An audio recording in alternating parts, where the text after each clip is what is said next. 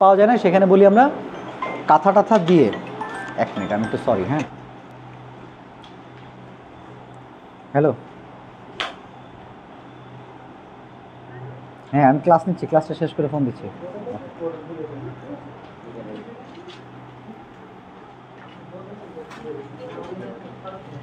তাহলে আমরা তাপমাত্রা মেনটেন করার জন্য যখন তুলা পাচ্ছি না তখন বলি পরিষ্কার কাপড়, কাঁথা। এইসব ক্ষেত্রে অপশন হচ্ছে কাঁথা, কাঁথা দিয়ে পেঁচাই নেওয়া। এটা হচ্ছে প্রথম নবজাতকের যত্ন। এইটা করাটা খুব জরুরি, তাপমাত্রা মেনটেন করা খুব জরুরি, ঠিক আছে। দ্বিতীয় হচ্ছে বাচ্চার গায়ে এক ধরনের সাদা সাদা পদার্থ থাকে না নবজাতকের গায়ে, এটা কি করে আমাদের ফাইন করে সরিষার তেল টেল দিয়ে অলিভ অয়েল দিয়ে ফাইন করে পরিষ্কার করে। কে বারণ করলো সেটা তো পরে, আমরা শুনবো কেন বারণ? শুনি নাকি আমরা? হ্যাঁ, ছোটোবেলা থেকে বাবা মার কথা শুনছি, বাবা মার কথা শুনলে আজকে এখানে বসে থাকতে হতো? তাহলে আমরা এসব বারণ শুনতে চাই না, শুনি না, এটা আমাদের বাস্তবতা। আমরা এটা পরিষ্কার করি কি দিয়ে? তেল দিয়ে। যারা একটু মডার্ন বা যারা একটু ক্যাপাসিটি আছে তারা অলিভ অয়েল ব্যবহার করে, আর যাদের অলিভ অয়েল ব্যবহার করার ক্যাপাসিটি নেই বা জ্ঞান নাই তারা সরিষার তেল ব্যবহার করে। তা আপনাদের কাছে করজোড়ে বলতেছি, এটা হচ্ছে রং। কোনো কিছু দিয়ে পরিষ্কার করবেন না নবজাতকের গায়ে। আমরা বাংলা ভাষায় যদি বলি যে ছিদলাম টাইপের একটা ময়লা থাকে, এটা পরিষ্কার করবেন না, কোনো প্রকার ডলাডলি ঘষা মাজা করবেন না। কথা বোঝা গেছে? কিছু কিছু ক্ষেত্রে দেখেছি আমি, আমার দেখা আছে পোস্ট ডেটেড। পোস্ট ডেটেড মানে কি?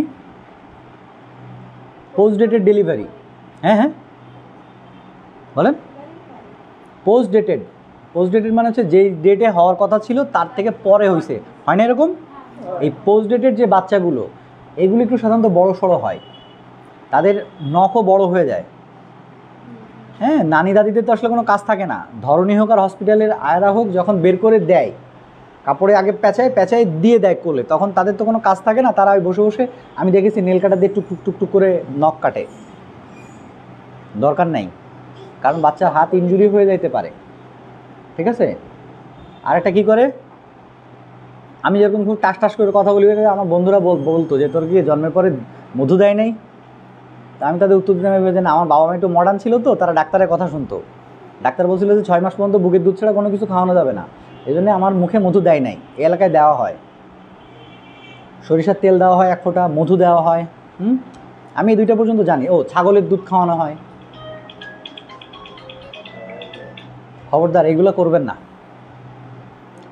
বাচ্চা হওয়ার পরে প্রথম 48 ঘন্টা, কোনো কোনো ক্ষেত্রে বয়ে এসছে 72 ঘন্টা, বাচ্চা কোনো কিছু যদি নাও খায় তাহলে অসুবিধা হয় না, কারণ এর মধ্যে আল্লাহ তাআলার তরফ থেকে মায়ের বুকে দুধ নেমে যাবে ইনশাল্লাহ। হ্যাঁ, কিন্তু 2-1 ঘন্টা পরেই, সেটাই বলছি 2-1 ঘন্টা পরে যখন বাচ্চারা কান্নাকাটি শুরু করে দেয়, তখন সবচেয়ে বেশি কষ্ট লাগে নানির আর দাদির। আর যদি খালা বা ফুপু একটু বয়স্ক হয়, হ্যাঁ, তাদেরও খুব কষ্ট লাগে। এই ক্ষেত্রে আমার একটা পরামর্শ হচ্ছে, অন্য কোনো মায়ের বুকে লাগাবেন যদি সম্ভব হয়, কিন্তু বাড়তি কোনো খাবার, কোনো বেবি ফুড, মানে যত কৌটার দুধ আছে খাওয়াবেন না।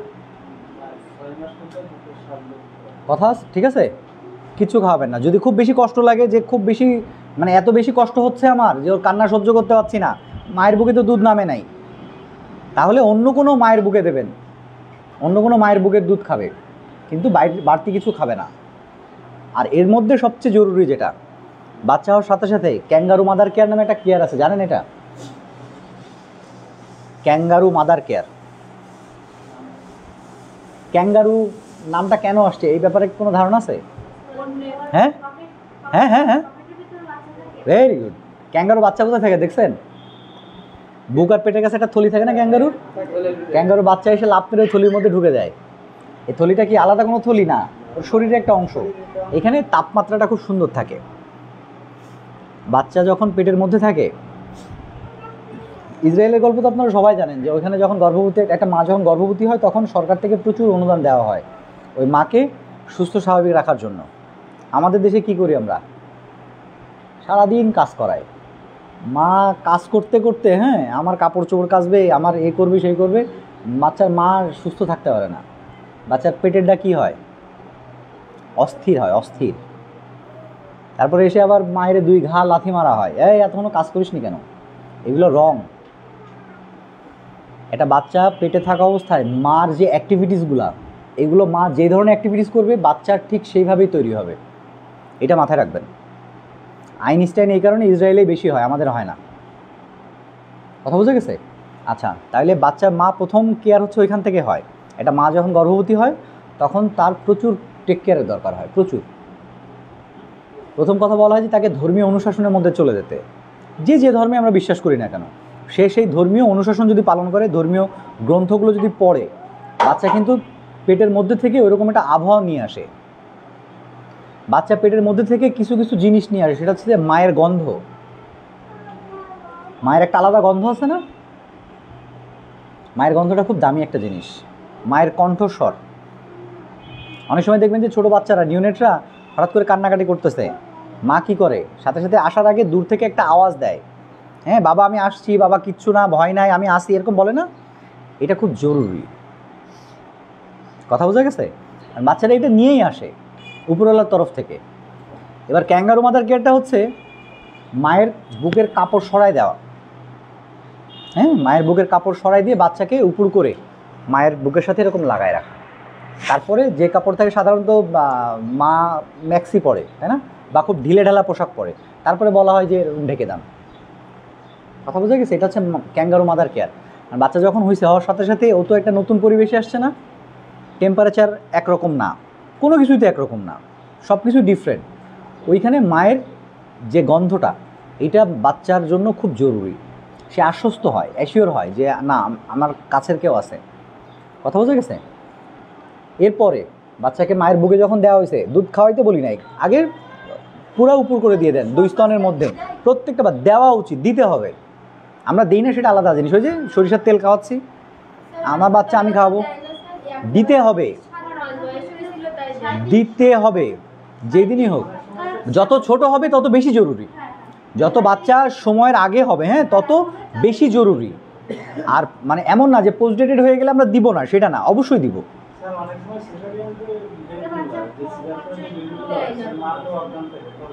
অসুবিধা নেই, মা অজ্ঞান থাক, কোনো সমস্যা নেই। হ্যাঁ হ্যাঁ, অজ্ঞান তো থাকে না। হ্যাঁ, মানে এই অজ্ঞান আমরা ওইভাবে চিন্তা করি। তারপরে মায়ের বুকে আগে দিয়ে দিতে হবে, একদম বাচ্চা উপর করে দিয়ে দিতে হবে, ঠিক আছে? যদি একটু উন্নত মানের টেবিল হয় সেক্ষেত্রে মায়ের মাথার দিকটা হালকা একটু উঁচু করে দেওয়া যেতে পারে। তবে যদি স্পাইনাল আবার ঝামেলা আছে ওইদিকে আমরা না যাই, হুম, হ্যাঁ এটা করা উচিত। হ্যাঁ, মা অসুস্থ থাকলে তখন প্রথমে বলা হয় বাবার বুকে দিতে, হ্যাঁ, অথবা অন্য যে কেউ, কিন্তু এটা দিতে হবে, দেওয়াটা জরুরি। এই এই এই কেয়ারগুলো খুব জরুরি স্যার। মাথায় ঢুকতেছে না? উপর উপর দিয়ে যাচ্ছে? এই কেয়ারগুলো নিতে হবে। আর এর পরে যেটা করতে হবে সেটা হচ্ছে মায়ের বুকে স্তন মানে চুষার জন্য লাগাতে হবে। কি আসে জানেন এই সময়? দেখতে কেমন? পানির মতো। কালার কেমন? হলুদ হলুদ, হলদে হলদে। Very good. একটু আঠালো আঠালো হয়, একদম পানি মতো, একদম পাতলা না, একটু আঠালো আঠালো, কয়েক ফোঁটা হয়তো বের হয়। বাচ্চা অনেকক্ষণ ধরে চুষতে থাকে, তারপরেও কয়েক ফোঁটা বের হয়। এটা কি আগেকার যুগে স্যাররা জানে ভালো, আগে এইসব দুধগুলো ফেলাই দিত না, বলতো না এটা খারাপ জিনিস, এটা ফেলা যাবে না, ঠিক আছে? আমার নিজের একটা কি বলে এটাকে, দর্শন বলতে পারেন। মানে আমি নিজে যেটা মানি, যেই সন্তান জন্মের পর থেকে 2 বছর পরিপূর্ণভাবে মায়ের বুকের দুধ পান করবে, এই মায়ের কোনোদিন বৃদ্ধাশ্রমের প্রয়োজন হবে না। আপনারা কে কীভাবে নিচ্ছেন আমি জানি না, এটা আমি মানি। বয়স কত? 3 বছর। তাহলে ওটা পার হয়ে গেছে। জন্মের পর থেকে 2 বছর যেই মা তার বাচ্চাকে বুকের দুধ ঠিকঠাক মতো দিবে, বিশ্বাস করেন ওই বাচ্চা তার শেষ পর্যন্ত ওই মায়ের সেবা করবে, বৃদ্ধাশ্রমে দিতে পারবে না। 2 বছরের পরে তো ইসলামেই সমর্থন করে না বুকের দুধ খাওয়ানো। না, কেন দিবেন আপনি? আমরা যারা ইসলাম ধর্মে বিশ্বাসী, ইসলামে পূর্ণ নিষেধ আছে 2 বছরের পরে বাচ্চাকে বুকের দুধ দেওয়া যাবে না। যাবে না মানে সেখানে কোনো এক্সকিউজ নাই, আছে?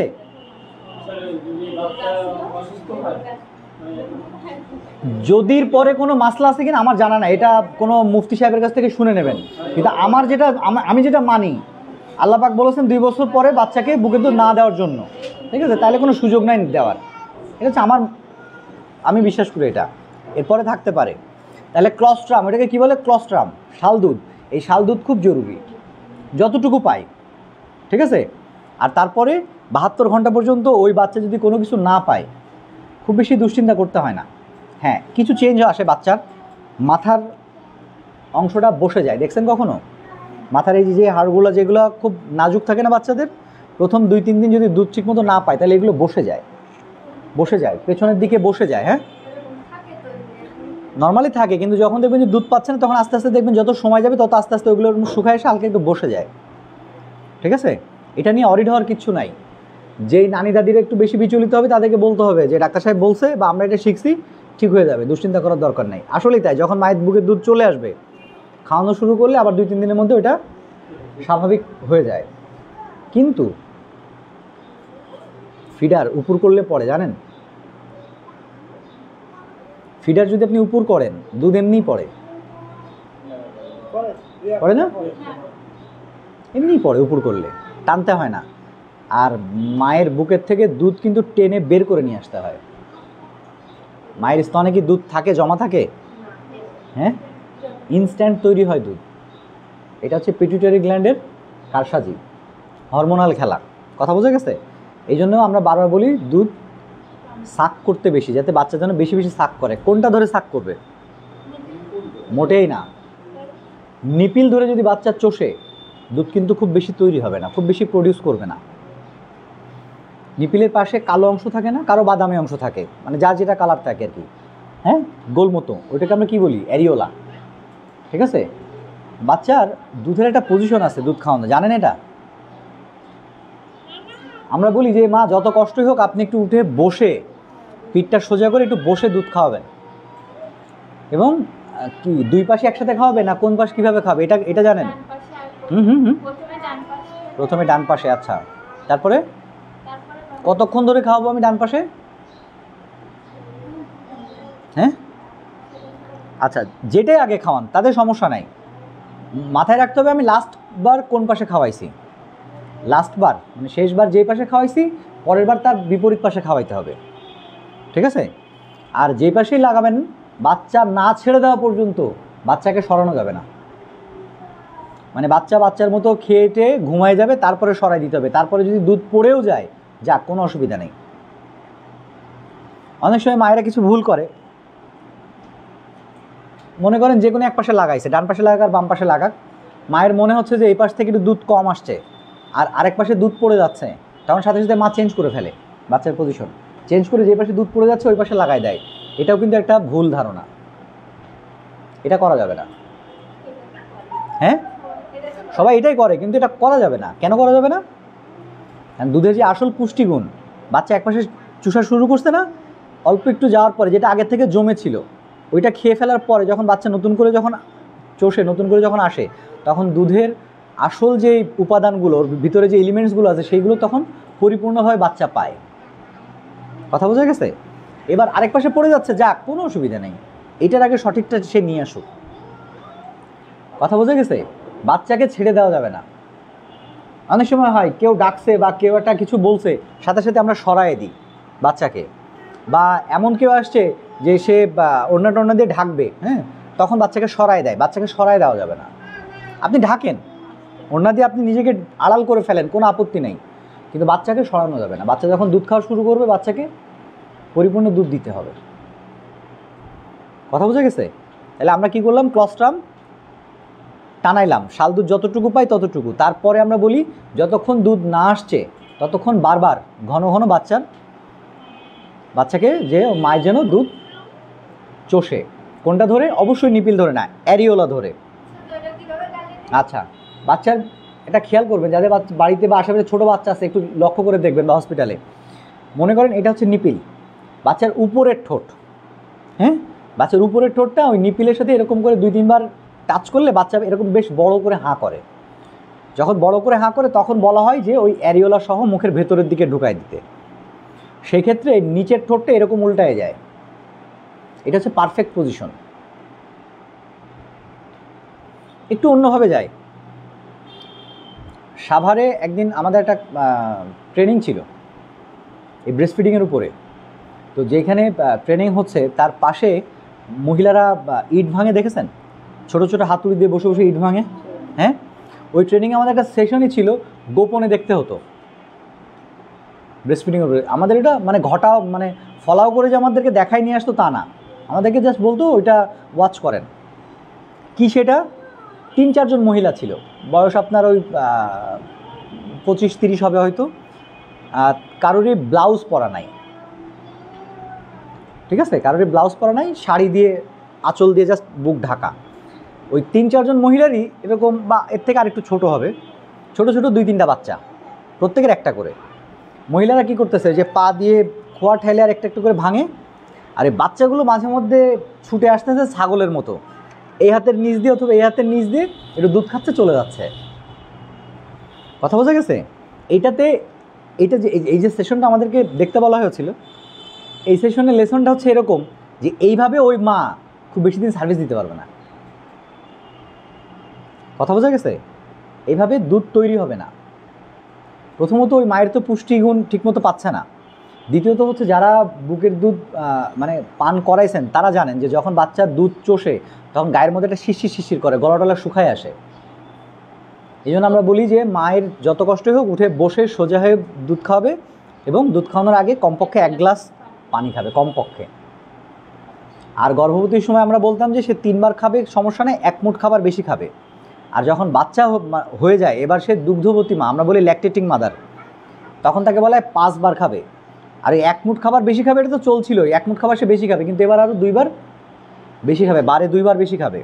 কারণ কি? গাই গরুর কী হয়, বেশি করে খাবার দিতে হয় না দুধ উৎপাদনের জন্য। আমাদের মায়ের ক্ষেত্রে ব্যাপারটা তাই, হয়তো শব্দটা শুনতে খারাপ কিন্তু ব্যাপারটা একই রকম। কাঁচা তরকারি মানে সবুজ তরকারি এগুলো বেশি খাওয়াইতে হয়, আর পুষ্টিগুণটা ঠিক রাখলে বুকের দুধ ইনশাল্লাহ ঠিকঠাক মতো হয়। তাহলে আমরা ক্যাঙ্গারু মাদার কেয়ারের মতো বুকে লাগাইলাম। প্রথমে কি করলাম? নাড়ি কাটলাম, আগে বাঁধলাম, তারপরে কাটলাম, তারপরে একটা কাপড়ে পেঁচাইলাম আবহাওয়া অনুযায়ী। যদি শীতকাল হয় তাহলে যাতে বাচ্চা গরম থাকে, আর যদি গরমকাল হয় তাহলে পাতলা ন্যাকড়া টাকড়া দিয়ে হলে হবে, কিন্তু বাচ্চাকে ঢেকে রাখতে হবে। বাচ্চার গায়ে যেগুলো আছে সেগুলো মোছা যাবে না, ঠিক আছে? বাচ্চার মুখে মধু হোক আর যাই হোক, সেটা যত দামি খাবারই হোক, 1 ফোঁটাও দেওয়ার কোনো দরকার নেই। সাথে সাথে আমরা শাল দুধ খাওয়াইলাম, তাই না? আর ঘন ঘন দুধ সাক করতে বললাম। এই তো, খুব বেশি জরুরি হইলে, যে মায়ের বুকে একেবারেই দুধ আসে না, কিছু কিছু ক্ষেত্রে হয়, যেমন মহিলারা যখন, আমাদের মায়েরা যখন একটু বেশি বয়সে বাচ্চা দেয়, তখন আসলে অল্প বয়সী মেয়েদের থেকে তাদের দুধ উৎপাদনের ব্যাপারটা একটু কম হয়, ঠিক আছে? এগুলো হরমোনাল চেঞ্জ, এখানে তো কিছু করার নাই। তখন চেষ্টা করতে হবে অন্য কোনো মায়ের কাছ থেকে খাওয়ায় আনা যায় কিনা, ঠিক আছে? আর কৌটার দুধ, হ্যাঁ খাক, এটা কোনো ব্যাপার না, আমিও খেয়েছি, আমার মায়ের কাছ থেকে শুনে আমিও খেয়েছি প্রচুর। কৌটার দুধের একেবারেই বিপক্ষে আমরা। আমার মনে পড়ে না যে আমি 2006 সালে পাশ করেছি, সেইখান থেকে আজ অবধি মানে জেনে শুনে আমি কোনো বাচ্চাকে কৌটার দুধ খেতে বলেছি। কিছু কিছু কারণ আছে, যেমন সেটা আলাদা জিনিস, এটা তো যার যার ব্যক্তিগত ব্যাপার। কিছু কিছু সুনির্দিষ্ট কারণ আছে, যেমন মা চাকরিজীবী, বাচ্চা থাকে হচ্ছে কাজের মেয়ের কাছে, সকালবেলা 9টার সময় মা বেরোয় যায় চাকরিতে, 5টা বা সন্ধ্যা 6টার সময় বাড়িতে ফেরে। এই বাচ্চাটা কি খাবে? বাধ্য আমরা, তাই না? বাধ্য।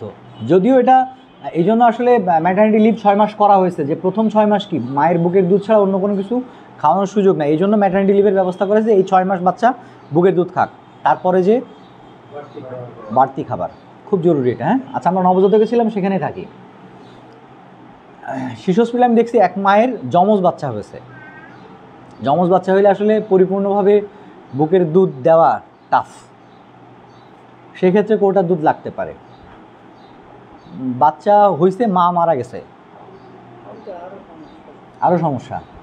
অনেকে এই জন্য গরুর দুধ খাওয়ায় না, এটাও আবার রং, কিন্তু চিনির পানি খাওয়ায়, গ্রেপস ওয়াটার খাওয়ায়। হ্যাঁ, এগুলো হচ্ছে রং, দরকার নেই। মানে কৌটার দুধ হচ্ছে যে বাচ্চা যদি মা মারা যেয়ে থাকে তাহলে সেই ক্ষেত্রে নাই মামার চেয়ে কানা মামা ভালো যেরকম বলি না আমরা, সেই ক্ষেত্রে গরু দুধের থেকে কৌটার দুধ কিছুটা ভালো। ঠিক আছে? আর কি করলাম? বাচ্চা চুল কাটাই ফেলি 3 দিন 5 দিনের মাথায়। কিছু কিছু এলাকায় বলে কামান দেওয়া, কোনো দরকার নেই চুল কাটানোর, কোনো যৌক্তিকতা নেই, কারণ চুল কাটাতে যেয়ে তখন বাচ্চাকে নিউমোনিয়া বানায় ফেলে। ঠিক আছে? আর কি বিসিজি টিকার একটা ব্যাপার আছে এর মধ্যে, সেটা হচ্ছে বিসিজি টিকার কথা বলা হচ্ছে যে জন্মের পরপরই দেওয়ার জন্য, যদি এটা আমাদের দেশে এখন ওইভাবে হয় নাই।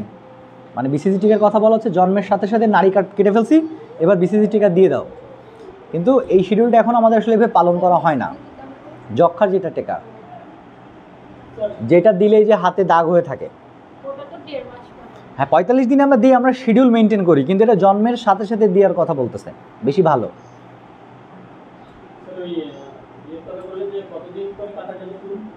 চুল কাটার দরকার কি? দরকার কি চুল কাটার? হোক লম্বা সুবিধে কি? মানে আমি দেখেছি যেগুলো চুল কাটতে যে পানি দিয়ে ভিজায় বাচ্চা ঠান্ডা লাগায়, ব্লেড দিয়ে কাটতে যে কয়েক জায়গায় বসে যে ইনজুরি করে ফেলে, দরকার নাই তো। বাচ্চা একটু বড় হোক, তারপরে ধীরে সুস্থে কেটে দেন, আবহাওয়া বুঝে কেটে দেন। মাথায় ময়লা পড়ে তো পড়তেই পারে, এটা তো কোনো ব্যাপার না। হ্যাঁ টাক না করে প্রয়োজনে ছোট করে দেন,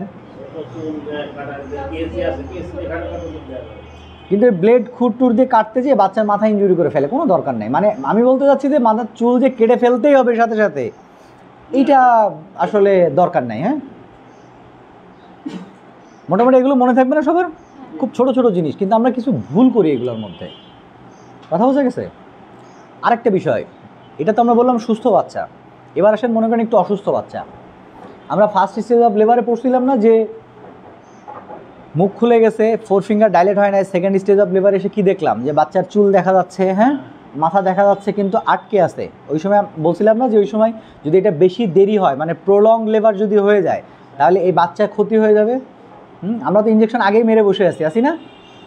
তখন এই বাচ্চা হাইপোক্সিয়া ডেভেলপ করে, মানে ব্রেনে অক্সিজেন সাপ্লাই কম হয়ে যায়। তখন একটা টার্ম আছে বার্থেসপেক্সিয়া, বাচ্চা হওয়ার পরে কান্নাকাটি করে না।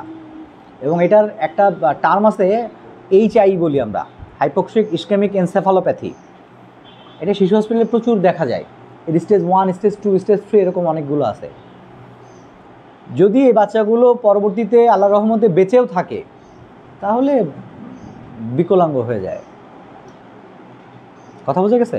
কারণ যত বেশি সময় অক্সিজেন সাপ্লাইয়ের বাইরে থাকবে বাচ্চা, তত বেশি কোনো না কোনো লোকোমোটর সিস্টেম পড়ছেন না, মানে ওই যে নার্ভাস যে সিস্টেমগুলো, এগুলো ড্যামেজ হতে থাকে। অ্যান্ড কোনটা ড্যামেজ হয়েছে বা কোনটা হবে আমরা তো কেউ জানি না ওই সময়। সাথে সাথে তো বাচ্চা মানে অসুস্থ আছেই, হ্যাঁ খিঁচুনি হচ্ছে, বাচ্চা একদম নিস্তেজ হয়ে পড়ে আছে। শিশু হসপিটালে দেখেন না, ছোটো ছোটো বাচ্চাগুলোকে আলাদা ইন্টেন্সিভ কেয়ার ইউনিটের মধ্যে রাখা হয়। এবার মানে 10 দিন 15 দিন পর হয়তো বাচ্চা একটু কামব্যাক করলো বা ইন্টেন্সিভ কেয়ার ইউনিট থেকে বের হয়ে আসলো, হ্যাঁ তারপরে বাচ্চা আস্তে আস্তে স্বাভাবিক বড় হলো, পরে দেখা গেলো বাচ্চা বসতে পারে না। এরকম আছে না আমাদের সমাজে? কথা বলে না, ঘাড় শক্ত হয়নি, 6 মাস 8 মাস পার হয়ে গেছে, বাচ্চা বুকের দুধ খাওয়াতে গেলে মা দেখে যে ঘাড় এরকম নেতায় পড়ে যাচ্ছে। এই যে মানে ডিফল্টগুলো, এই যে অসুবিধাগুলো, এগুলো আমাদের নিজেদের তৈরি করা। কথা বোঝা গেছে? আমরা এই জিনিসগুলো আমরা করতে চাই না। আমরা মাতৃমৃত্যু হার, শিশু মৃত্যু হার কমাইতে চাই। আগেকার দিনে কয়টা করে বাচ্চা কাচ্চা হইতো? অনেকগুলো হইতো। বাঁচতো কয়টা? 50% দেখা যাচ্ছে ওরকম মারা যাইতো, 50% বেঁচে থাকতো। দরকার নেই। আমরা এখন কি চাচ্ছি? ছেলে হোক মেয়ে হোক, 2টা সন্তানই যথেষ্ট, তাই না? তো আমরা চাচ্ছি 2টো হোক, ওই 2টাই সুস্থ হোক, ভালো থাকুক। কথা বোঝা গেছে? আর কিছু? ও আচ্ছা, যেটা বলছিলাম, এবার ওইরকম একটা বার্থেসপেক্সিয়ার বাচ্চা বের হয়েছে, বাচ্চা বেরোনোর সাথে সাথে কান্নাকাটি করে নাই। আমরা তো বাচ্চা বেরোনোর সাথে সাথে কি হয়, ও কানতে কানতে বের হয়, আমরা সাথে সাথে কটক্লাম করে দিচ্ছি। ওই তো বাচ্চা যখনই বের হলো, বের হওয়ার সাথে সাথে বাচ্চা কান্নাকাটি করে। আর ওই সময় আমরা কী করি? আগে কট ক্ল্যাম্প করি। কট ক্ল্যাম্প করলাম, মনে করেন বাচ্চাটা কান্নাকাটি করে নাই, তাহলে কট ক্ল্যাম্প করছি, কাটছি, বাচ্চা মায়ের কাছ থেকে আলাদা করে দিছি, সাথে সাথে এগুলো তো খুব একদম অল্প সময়ের মধ্যে হয়ে যাচ্ছে, সাথে সাথে কাপড় টাপড় দিয়ে ঢেকে নিছি, নিয়ে এইবার তো বাচ্চাকে কান্নাকাটি করানোর চেষ্টা করা হয়, অনেক কিছু করে। প্রথম যে ভুলটা আমরা করি, আনন্দ আশ্রম ছবি দেখছেন নাকি কেউ? আশা ছিল, ভালোবাসা ছিল, স্যার দেখছেন নাকি? ও আনন্দ, না না, আনন্দ আশ্রম উত্তম কুমারের। হ্যাঁ, ওই ছবিতে উত্তম কুমার হচ্ছে যে ডাক্তারের রোল করে, হ্যাঁ, এবং ওইখানে একটা জিনিস দেখায় যে একটা ঝড়ের রাত্রে তার মিসেসও হচ্ছে প্রেগনেন্ট, সে রেখে আরেকটা গর্ভবতী মায়ের মানে প্রসব বেদনা উঠছে, সে ঝড়ের মধ্যে সেখানে গেছে, এইদিকে ওর মা মারা যায়, সেই হচ্ছে আশা ছিল, আর ওইদিকে যে বাচ্চাটা ভূমিষ্ঠ হয় সে বাচ্চাটা এরকম পায়ের দিকটা এরকম উঁচু করে ধরে পাছায় থাবাচ্ছে। এটা যদি আমাদের সমাজে খুব মানে প্রচলিত একটা প্রথা, কিন্তু এটা করবেন না কেউ,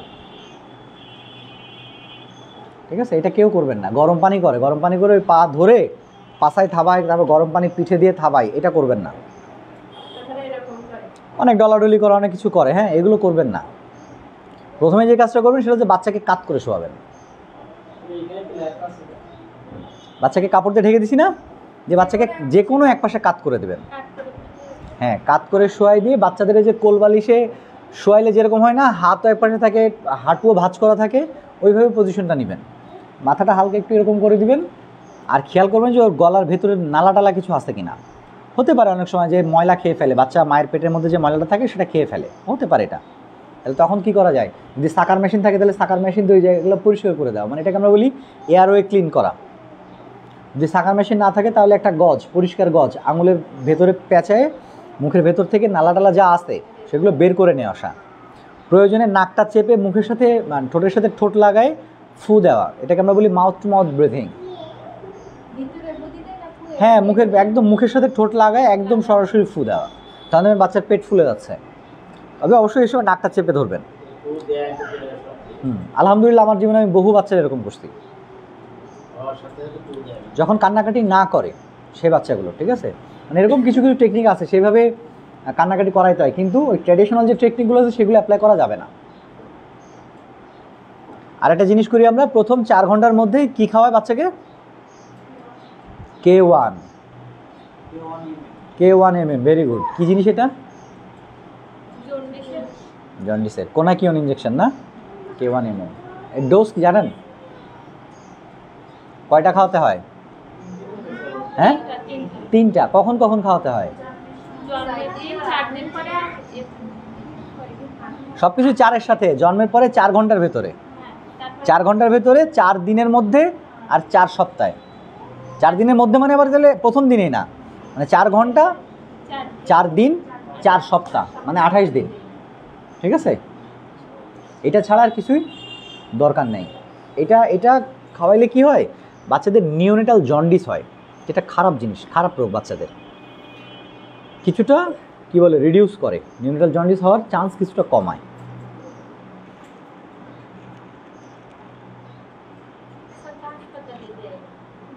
হ্যাঁ, দেয় নাই, সব জায়গায় দেয়।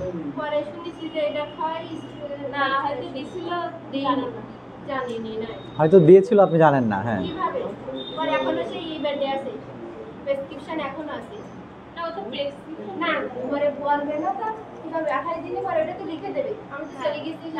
হ্যাঁ, 28 দিনের যে 4 দিনে একটা খাওয়াবেন, 28 দিনে একটা খাওয়াবেন, এটা লিখে দেওয়া উচিত, এটা লিখে দেওয়া উচিত, এটা লিখে দেওয়া উচিত। তাহলে মোটামুটি আমরা নিওনেটাল কেয়ার আমরা পারবো না, মোটামুটি খুব সিম্পল জিনিস, জাস্ট ট্র্যাডিশনাল যে জিনিসগুলো আছে যেটা ক্ষতিকর আমরা শুধু সেটা যদি না করি তাহলে দেখেন খুব ভালো একটা কেয়ার করা হয়ে যায়। কথা বোঝা গেছে? আগের দিন আমরা কি নিয়ে কথা বলছিলাম? কথা বলতে বলতে ম্যাডাম চলে আসলো, কথা হলো না। Leucorrhoea, very good. এই ক্লাস হয়েছে? হ্যাঁ, আচ্ছা। লিউকোরিয়া নিয়ে গতদিন কতটুকু আসছি আমরা আলোচনায়?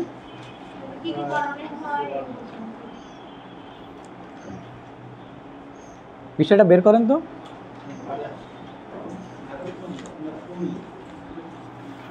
লিউকোরিয়া হচ্ছে 28 নম্বর।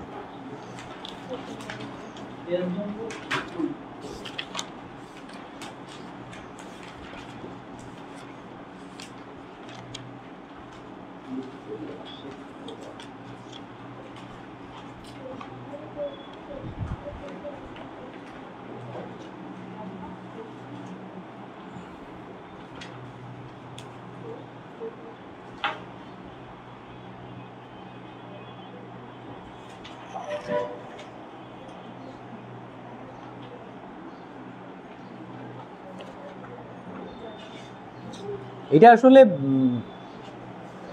জটিল জিনিস বলবো না, কিন্তু খুব কমন জিনিস, খুব কমন জিনিস। প্রত্যেকটা বাড়িতে, যে বাড়িতে 2টা মহিলা আছে সেই বাড়িতে একজনের এরকম সমস্যা আছে। কথা বোঝা গেছে? ওই পাশে বোঝা যাচ্ছে না? না, কি আলোচনা করতেছি আমরা? লিউকোরিয়া। বানানটা একটু জটিল, ডায়ারোহিয়ার মতো। ডায়রিয়া বানান জানেন? হ্যাঁ, অ্যাকুরেট হয় না, ডায়ারোহিয়া। হ্যাঁ, এটা হচ্ছে লিউকোরিয়া।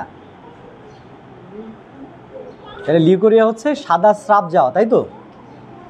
কি কারণে যে আমরা আগের দিন মোটামুটি কিছুটা আলোচনা করেছি। কি কি কারণ ছিল? কি কি কারণ আমরা আলোচনা করেছিলাম? পানির কারণে। হ্যাঁ, মানে আসলে পানির কারণ বলা তো, মানে যেহেতু এটা লাইভ চলতেছে, অনেক সময় পানিতে আবার কেন হয়? দূষিত পানি। আর পুকুরের পানি কি ভালো নাকি? নিচে অনেক ময়লা টয়লা আছে না, গাছের পাতা টাতা পড়ে না, তাহলে তো পানি তো হচ্ছে যে ভালো জিনিস না। এমনি পানিতে আমি দেখছি এরকম ছোটো ছোটো ছোটো ছোটো পোকা টোকা হেঁটে বেড়ায়, তাই না? তাহলে আমরা নিচে নামতেছি, ওর মধ্যে গোসল করতেছি, ডুব দিচ্ছি, সেখান থেকে কিছু অর্গানিজম ভেতরে প্রবেশ করতেই পারে। আর কি ছিল? পার্সোনাল হাইজিন মেনটেন না করা। আমরা এখনও সেই পুরোনো মাধ্যাত্ম আমলের ন্যাকড়া ব্যবহার করি। ন্যাকড়া ব্যবহার করাটাকে আমি আসলে দোষের কিছু বলছি না, কথার কথা আমার সঙ্গতি নাই। স্যানিটারি প্যাড, একটা স্যানিটারি ন্যাপকিনের দাম বোধ হয় 100 টাকা। হ্যাঁ হ্যাঁ, বিভিন্ন দামের আছে। আচ্ছা যাক, আমি তো 95 টাকা দামেরটা কিনি, মানে আমি যেটা কিনি সেটা 95 টাকা দাম নেই। হ্যাঁ, সেই জন্যই আমি ওইটা জানি। তাহলে অনেকের হতে পারে এরকম, বলতেই পারে যে আমি চাল কিনতে পারছি না, আমি 100 টাকা দিয়েই কিনবো। অসুবিধা নেই, আপনি ন্যাকড়া ব্যবহার করেন, সেটা ঠিকঠাক মতো পরিষ্কার করতে হবে। কথা বোঝা গেছে?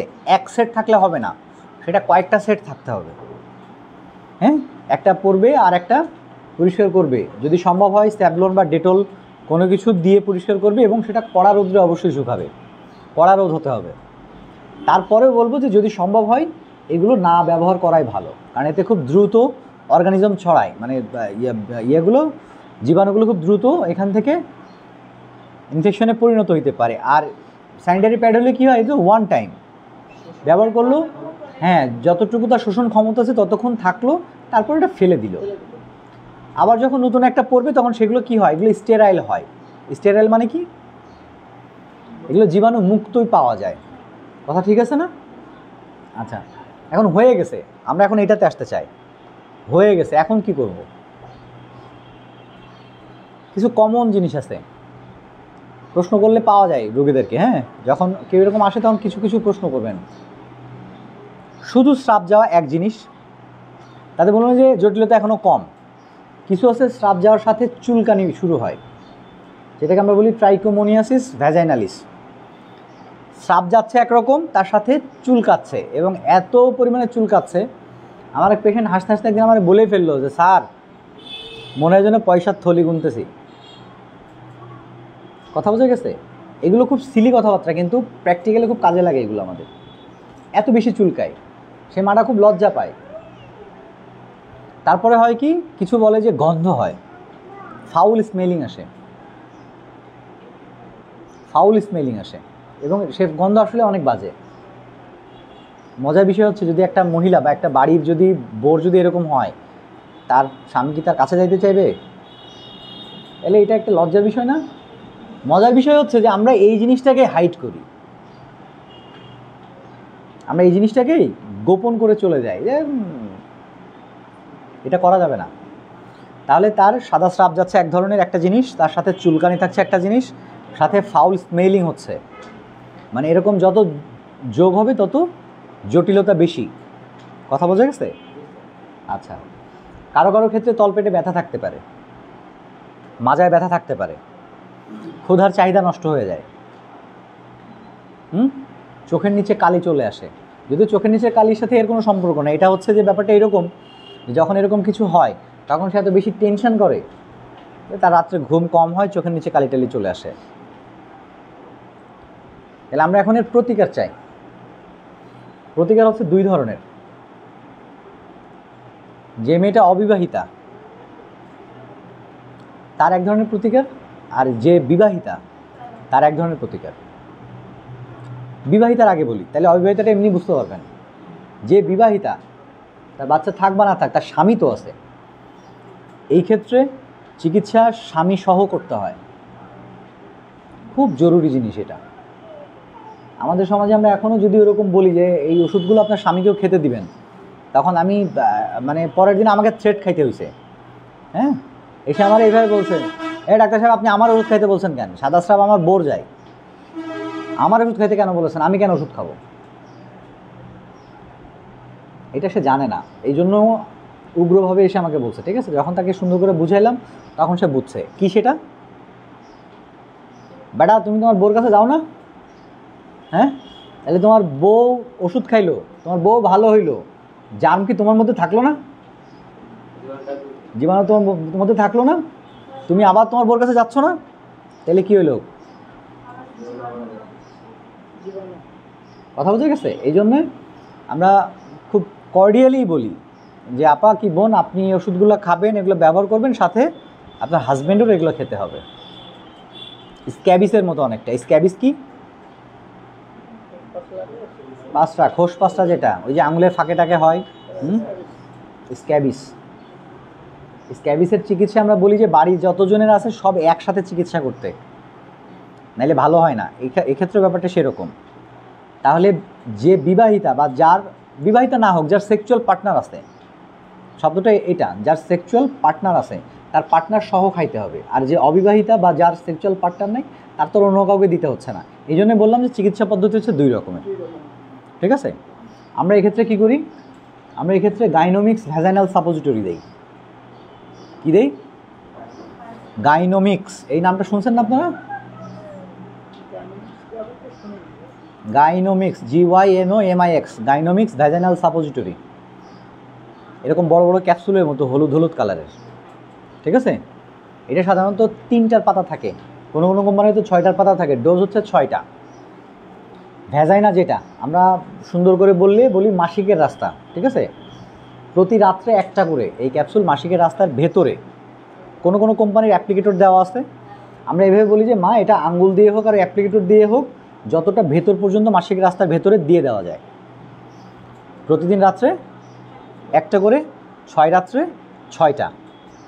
যদি তার সেক্সুয়াল পার্টনার থাকে বা যদি তার স্বামী থাকে, তাহলে সেখানে আমরা বলি যে এই 6 রাত বা এই 6 দিন রাত সহবাস করা দরকার নেই। ঠিক আছে, আরেকটা বিষয় ইম্পর্টেন্ট, যে এই ওষুধটা যখন আমরা দিব তখন মাসিকের তারিখটা একটু জেনে নেওয়া উচিত। মাসিক ভালো হয়ে গেছে এই সময় দিলে বেশি ভালো হয়। ঠিক আছে, নাহলে মনে করেন এমন অবস্থায় শুরু করলো, মানে আপনারা কেউ জানেন না, একটা রুগী আসছে, আপনারা বলে দিলেন ঠিক আছে এটা মাসিক রাস্তায় 6 রাত্রে দিতে থাকেন। স্যার শিখাইছিল 6 রাত্রে 6টা দেওয়ার জন্য, ওইভাবে লিখে দিলেন, কিন্তু অলরেডি তার মাসিক চলতেছে, তাহলে এটা লাভ হবে না। বা এমন অবস্থায় দিলেন যে ওই 6টা মানে শেষ হওয়ার আগে মাসিক তার শুরু হয়ে যাবে। এই জন্য মাসিকের তারিখটা জেনে নিতে হবে। সবচেয়ে ভালো হয় হচ্ছে তার মাসিক ভালো হয়ে গেল এরকম সময়ে। কথা বোঝা গেছে? এর সাথে আমরা দিই হচ্ছে সেকনিক DS ট্যাবলেট। লিখে নেন। ক্যামেরার সামনে আমার এখন উঠে যায়, আমার লেখা লিখতে পাচ্ছি না। Gynomix vaginal suppository.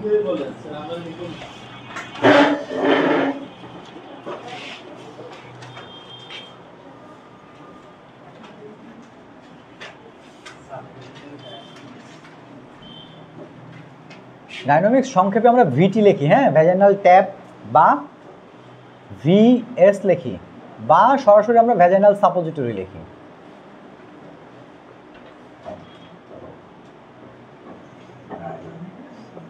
Vaginal suppository, ঠিক আছে, যে যেটাই দেন আর কি, ভ্যাজাইনাল সাপোজিটরি দেন, VT লেখেন আর VS লেখেন, যেটাই লেখেন সব রাইট, কোনো সমস্যা নাই। এটা আমরা এইভাবে লিখি,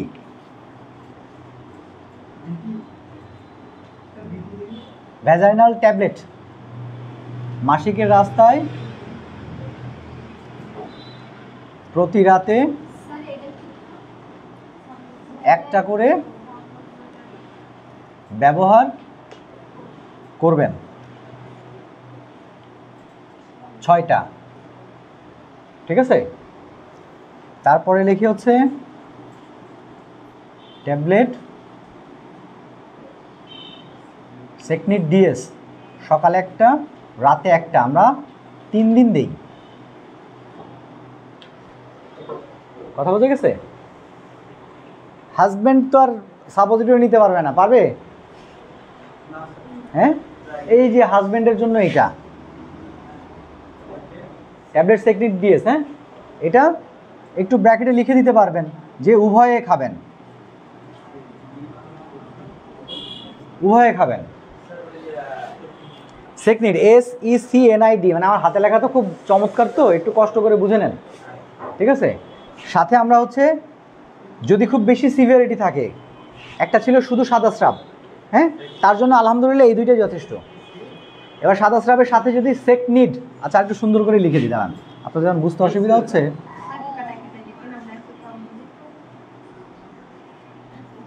সেকনিড ডিএস, ঠিক আছে।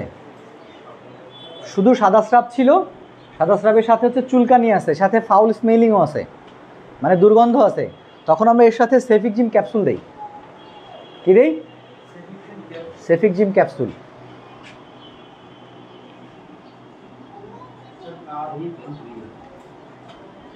ক্যাপসুল ইভোফিক্স 400 মিলিগ্রাম, একটা খাবেন, এটাকে বলে আপনাদের সিঙ্গেল ডোজ, একটা খাবেন। ঠিক আছে, এটা উভয়ে খাবেন, স্বামী এবং স্ত্রী দুজন মিলেই খাবেন। দেখা যাচ্ছে না? না,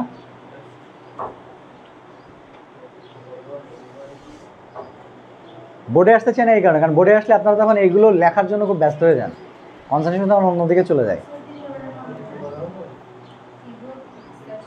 হ্যাঁ, ইভোফিক্স, এটা হচ্ছে সেফিকজিম প্রিপারেশন। হ্যাঁ, কি প্রিপারেশন? যা খুশি তাই লেখেন, এটা হচ্ছে সেফিকজিম প্রিপারেশন।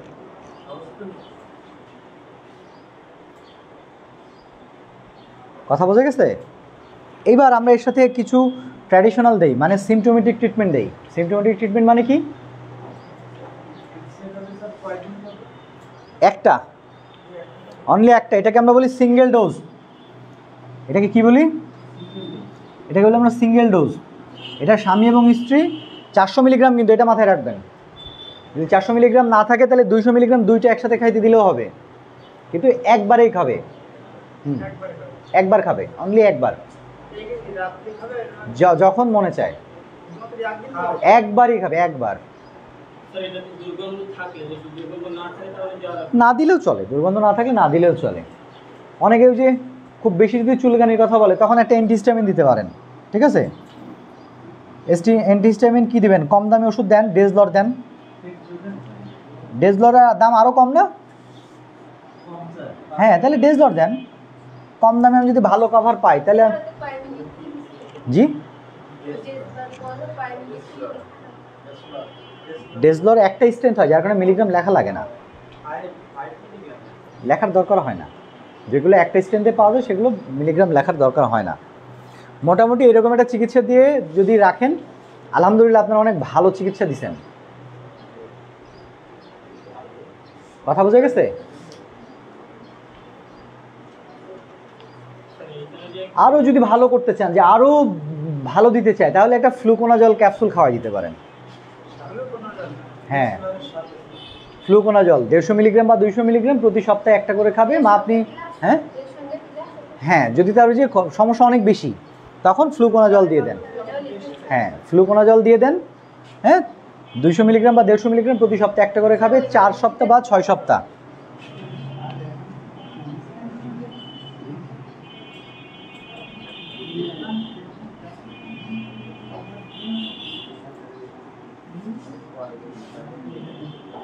প্রতি সপ্তাহে একটা করে। হ্যাঁ, হ্যাঁ, ক্যাপসুল ফর্মে 4 থেকে 6 সপ্তাহ।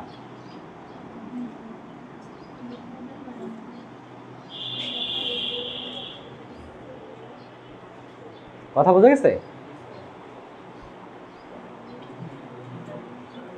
অ্যাটলিস্ট লিউকোরিয়ার যদি কোনো সমস্যা থাকে, আমরা লিউকোরিয়ার জন্য এই রোগীকে দূরে কোথাও পাঠাতে চাই না, খুলনা বা সাতক্ষীরাতে পাঠাতে চাই না। ঠিক আছে, আমরা চাই যে আমাদের মায়েরা, আমাদের বোনরা যেন ঘরে থেকেই এই সমস্যা থেকে মুক্তি পায়। কিন্তু খুব সহজ জিনিস, এটা খুব ব্যয়বহুলও না।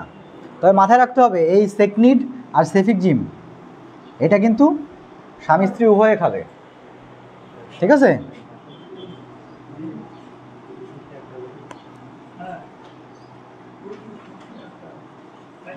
স্বামী প্লাস স্ত্রী দুইজন খাবে এটা। হ্যাঁ, দুজন খাবে। কথা বোঝা গেছে? মুছে ফেলবো।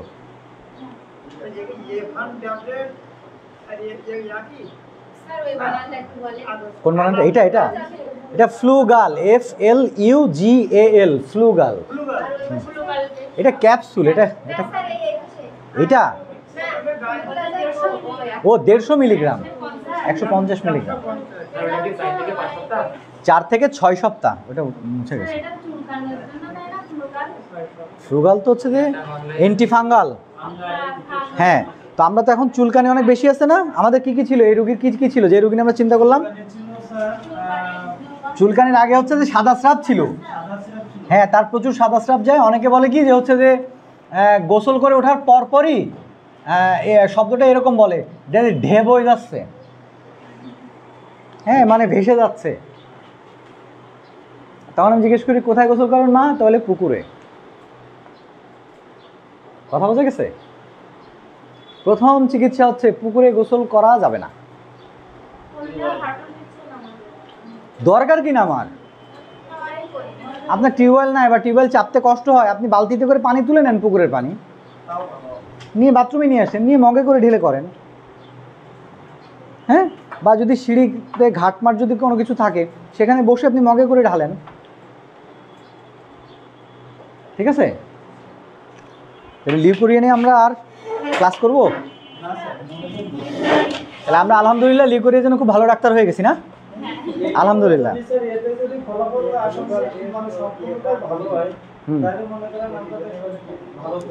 আলহামদুলিল্লাহ, এতে ভালো হবে ইনশাল্লাহ।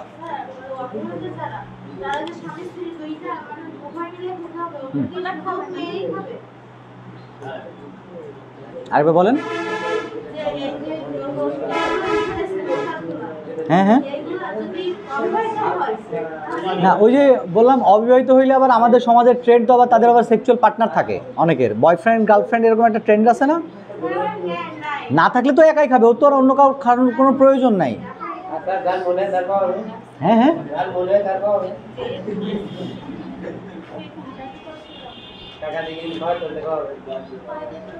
একটা প্রশ্ন আপনারা কেউ করলেন না, যেটা আমি আমার স্যারকে করেছিলাম। অবিবাহিত না, বিবাহিত না, সে একজন প্রস্টিটিউট,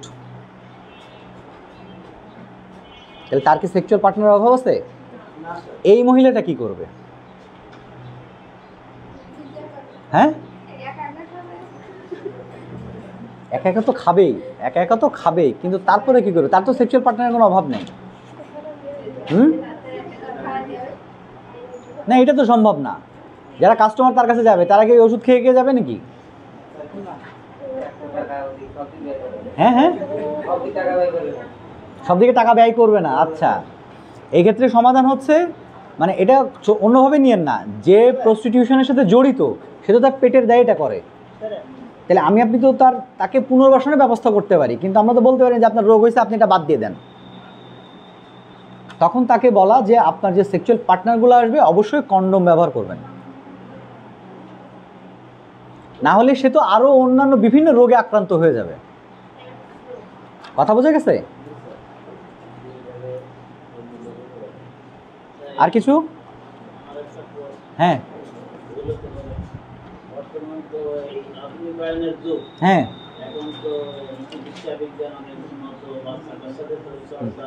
ম্যাডাম আসছে কিনা দেখো তো, ম্যাডাম আসছেন কিনা।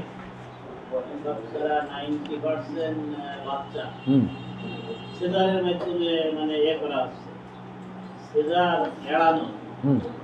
যেহেতু আমরা যখন আমাদের আসেনি না, হ্যাঁ সিজার এড়ানো, আমরা আমাদের মা চাষিদের দেখেছি যে ম্যাক্সিমাম বাচ্চা হয়েছে কিন্তু সিজার লাগে না, প্রশ্নই আসে না।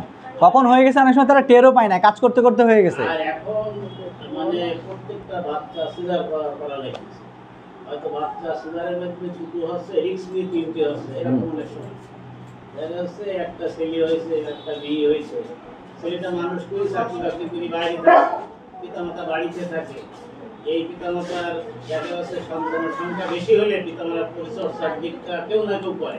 আমি আপনার সাথে একমত, কিন্তু আমার বাবার একটা ছেলে আর একটা মেয়ে, মানে আমরা এক ভাই এক বোন। আমার বাবাকে আমরা কেউ দেখাশোনা করতে পারি না, এটা তো একটা মানে খুবই দুঃখজনক, দুঃখজনক। খুবই দুঃখজনক। আর এই কোরআনেই তো আল্লাহ আলহামদুলিল্লাহ আমার কিন্তু 3টা ছেলে, ঠিক আছে, আলহামদুলিল্লাহ আমার 3টা ছেলে। বলে যে দুর্বল ব্যাপার করে তিনটা নেই।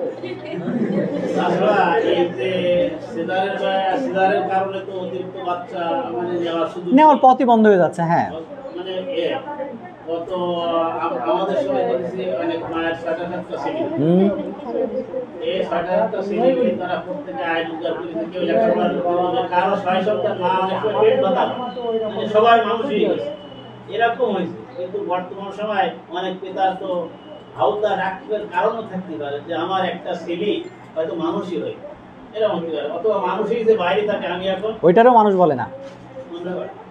এখন আমার এই যে অবস্থা এখন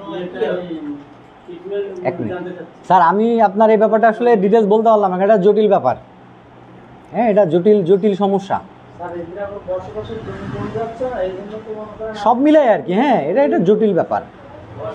সবচেয়ে মজার কথা হচ্ছে কি জানেন তো, আমাদের ঈমান দুর্বল। মানে আমি এক কথাই এটা শেষ করে দিলাম যে আমাদের ঈমান দুর্বল। আগে 1 বিঘা জমিতে 6 মণ ধান হতো, এখন সেখানে 20 মণ ধান হয়। তাতে লাভ আছে? মানে না, মানুষের সংখ্যা বেশি। না, আগে ওই 6 মণে কিন্তু অনেক কিছু হইতো, আরো বেঁচে থাকতো। আর এখন 20 মণ হয়েও কিন্তু বাঁচে না, আরো ধার করতে হয়। যাই হোক, আলহামদুলিল্লাহ মোটামুটি আলোচনায় আমরা বুঝে ফেলছি যে কি উত্তরটা। হ্যাঁ, প্রাথমিক অবস্থায় যে ব্যথা হয়,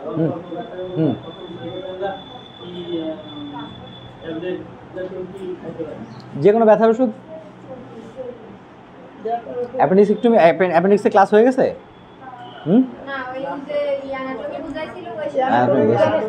আচ্ছা, অ্যাপেন্ডিক্স সামনে আছে। হ্যাঁ, এই যে নিউনেটাল কেয়ার যেরকম বলছিলাম যে আমি নিব, ওইরকম অ্যাপেন্ডিক্স আসবে, সামনে আসবে, হয়তো সামনে মাসে ওটা পাবেন। আসলে তার আগে আর কোনো কিছু আলোচনা করতে যাচ্ছি না এই মুহূর্তে। ওই ক্লাসটা আমি নিব, ঠিক আছে? কেউ নিতে চাইলেও আমার কথা বলে দিন, ওই ক্লাসটা আমি নিব। ম্যাডাম আসছে? এটা কারণটা তো আসলে বলা মুশকিল, তবে প্রথম চিকিৎসা হচ্ছে তাকে নরম সোলের স্যান্ডেল ব্যবহার করতে হবে, একদম নরম সোল। এবং স্যান্ডেল এরকম হতে হবে যাতে গোড়ালের দিকে উঁচু, আমরা অনেক সময় পড়ি না যে গোড়ালের দিকে উঁচু, সামনের দিকে নিচু, এরকম যেন না হয়, হতে হবে ফ্ল্যাট। তুমি ক্লাস করো না, তুমি এসে এখন আন্দাজে প্রশ্ন করবে কেন? স্যান্ডেল হবে ফ্ল্যাট, মানে উঁচু হোক, স্যান্ডেল 6 ইঞ্চি উঁচু হোক, কোনো আপত্তি নেই, কিন্তু আগা গোড়া সমান থাকতে হবে। পায়ের গোড়ালিতে এরকম হয়, আমার নিজেরও ব্যথার সমস্যা আছে, যার কারণে আমি নরম সোলের জুতাই পরি। আগা গোড়া সমান হতে হবে এবং সোল হতে হবে নরম। গরম শেক দেওয়া যেতে পারে, তাহলে কিছুটা আপনার রিকভার হয়। আর স্পেসিফিক কারণকে এটা জানতে হলে তখন তো ল্যাবে কিছু টেস্ট করে তারপরে জানতে হয়। আপাতত এই দুইটা চেঞ্জ করেন, গরম শেক দিতে বলেন আর নরম সোলের স্যান্ডেল ব্যবহার করতে বলেন, আলহামদুলিল্লাহ অনেক সে উপকার পাবে। ম্যাডাম চলে আসছে, আমরা শেষ করে দিব, ঠিক আছে? খুব জরুরি কোনো প্রশ্ন আছে কি না কারো? শেষ আমাদের।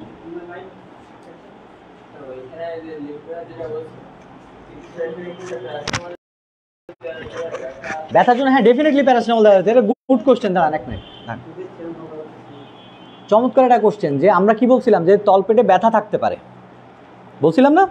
তাহলে যদি তলপেটে ব্যথা থাকে, আপনারা কেউ এই ব্যাপারটা উল্লেখ করেন নাই, এড়াই গেছেন, মানে আমরা আসলে আলোচনাই করি নাই। যদি ওই মহিলাটার খুব বেশি হয়, যে সাদা স্রাবও খুব বেশি, সাথে গন্ধ আছে, হ্যাঁ, এবং সে বললো যে আমার তলপেটে বা মাজা দিয়ে ব্যথা করতেছে, তখন কি করবেন? অবশ্যই ব্যথার ওষুধ দিবেন। এবং ব্যথার ওষুধের ক্ষেত্রে আসলে যদিও প্যারাসিটামল আমরা মুখে বলি, কিন্তু প্যারাসিটামলকে প্রেসক্রিপশন করি, তারপরে দিয়ে দেখা যেতে পারে, হ্যাঁ, যে প্যারাসিটামল একবেলা খাইলে যদি বলে যে প্যারাসিটামলে ব্যথা কমে গেছে, তাহলে তো দরকার নাই। কথা বুঝতে গেছে? যদি প্যারাসিটামলে ব্যথা না কমে সেক্ষেত্রে অন্যান্য যে ব্যথার বড়ি আছে এগুলো দেওয়া যেতে পারে, কোনো অসুবিধা নেই। ওইটা তো ডিসমেনুরি একটা আলাদা একটা টপিক্সই মনে হয় ছিল, ডিসমেনুরি এই যে আছে 34 নম্বর। তাহলে এটাও রেখে দিন 34 নম্বর, আমি ক্লাস নিই মনে আগের দিন, হ্যাঁ 34 নম্বর। তাহলে ঠিক আছে।